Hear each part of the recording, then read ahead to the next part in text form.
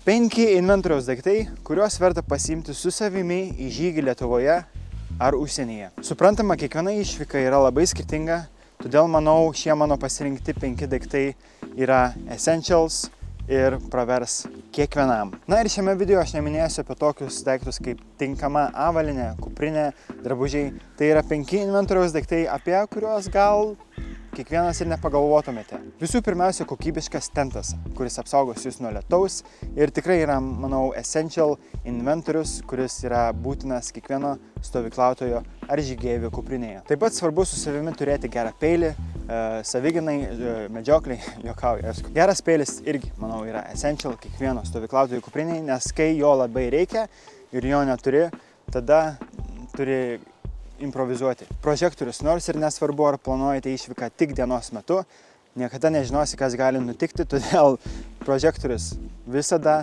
turi būti kiekvieno kuprinėje. Na ir turėti kažką šilto, atsigerti arbatos ar kavos, ar kažko stipresnio. Kuprinėje visada yra žiauriai faina. Dubenėlis maistui ruošti, kurį galėtumėte padėti ant ugnies ir kuris laikys daug metų. Galite kaisti vandenį, daryti valgyti. Essential. Ok, jeigu jums patiko šie 5 daiktai, tada padarysim dar vieną video su dar 5 daiktais iki sekančio video.